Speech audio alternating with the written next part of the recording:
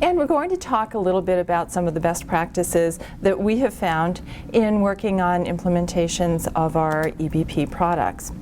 So one of the first best practices is to put that product in context. And I think this slide talks about a lot of different concepts, but the concept for me is getting those resources out there for your users, making the users aware that you have them, making the famous two-click access. And that's what's really important. If they have to click through 10 screens, they are never going to get there. They're much, much too busy. And so one of the things that we've been talking about internally, and I'd like to at least propose for you, is when you have signed that contract and you're ready to start thinking about your implementation, why don't we set up a meeting and go through your current Ovid account configuration and look at how those new products or that new product will fit in. Maybe we can make it a little bit more prominent. Maybe we can make a few adjustments here and there to really make that transition, that implementation, more seamless and much more successful for your users. So we should make a meeting. You can meet with one of our sales engineers or perhaps one of our technical services staff who are a certified center of excellence, and they work very hard to retain that award rating every year. So we talked about, Dr. Daphne Stannard talked about, and Ed talked about, and now I'm once again going to mention how important it is to make that EBP information easily accessible. And so we can talk about maybe customizing your library, your Ovid library account.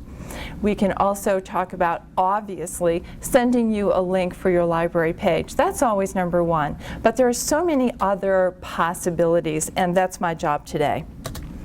So I was thinking about how, okay, you signed the contract for the Joanna Briggs library and tools, or maybe for the Cochrane Database of Systematic Reviews, and you put a link on your library page, and you think, okay, now they're going to start using these products.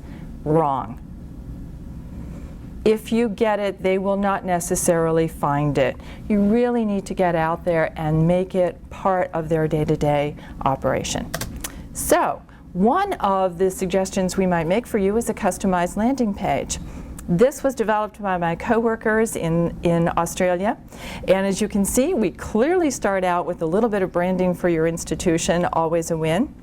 And on the right of the branding, we have two little search boxes.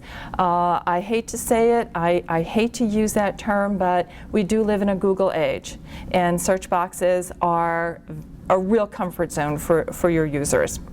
The other element that I really like on this page, and I don't see this very often on customized landing pages, is all these journal covers.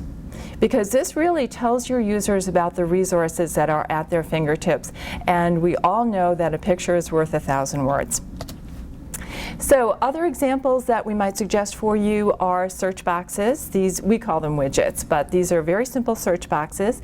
This particular one is nice because it starts with products that your users are already familiar with. They can opt to search Medline, PsycInfo, Psych articles. They can search those products together concurrently or individually, but now we're adding in the JBI database. So we're taking them from their comfort zone and introducing this new product, which is, I think, a very nice approach.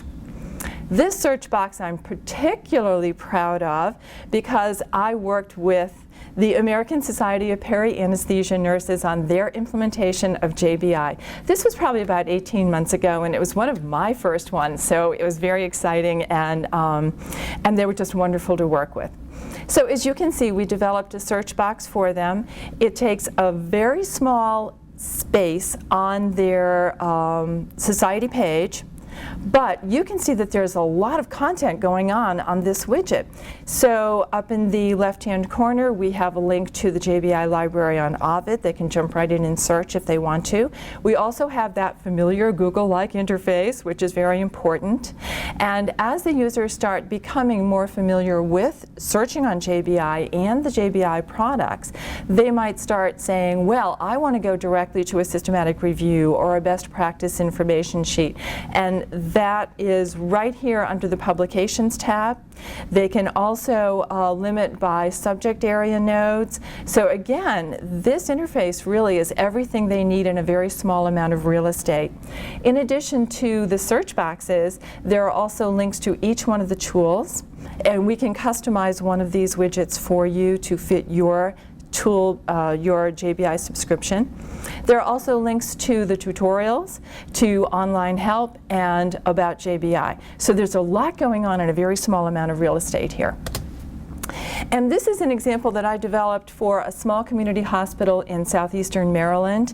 I worked very closely with their EBP team, and I was so impressed with them that I came back and did a little search widget for them that does a concurrent search on both JBI and Cochrane Database of Systematic Reviews. And this is great because the two resources are complementary and there is no overlap, which is really important to know. And again, simple Google-like interface, and it delivers those resources, that result set to them quickly and easily. Gets them using the product, and it's easy. This is another custom landing page that we did for the Rutgers School of Nursing. And again, it was just such a joy for me to work with them. This page, again, there's some branding for them, branding for JBI. The points on the wheel are all interactive links, and they love the page, and they've been using it for about a year now, so we were very excited to work with them. Now, we talked about widgets and we talked about landing pages, and this is something else that I wanted to mention very briefly. We have all kinds of collateral available to you to assist with your implementation. We have quick reference guides. We have the little flip cards on JBI. We have all kinds of database information sheets, and as you start into your implementation, if you don't find a particular type of collateral that you want or that you think would make a big difference for your users, let us know. We'll be happy to go and develop that for you. So I did mention earlier, and I wanted to show you, just give you that quick overview of the BrainShark and WebEx tutorials we have. We have them on a lot of different areas and topics in Ovid, and we have a whole page of JBI tutorials. The thing I like about these, and we all have ADHD, and therefore we need those very short 2 to 5 minute BrainSharks that give us the quick overview and give us that comfort zone in starting to use the tools and the JBI library. And these are great. Don't hesitate to pass this link out to your users. And of course, I'm sure this is something you do every day, but of course I wanted to mention it too. Market, market, market, whenever, wherever. Develop that 30-second elevator pitch. Work on that 1-minute talk that you're going to give the clinician as you walk down the hall together. And of course, one of my favorite pictures is one of our librarians. She is Donna Flake from CHEC in North Carolina. And I think she does this every year. It's chat with the librarian, eat a cookie. And if you feed them, they will come.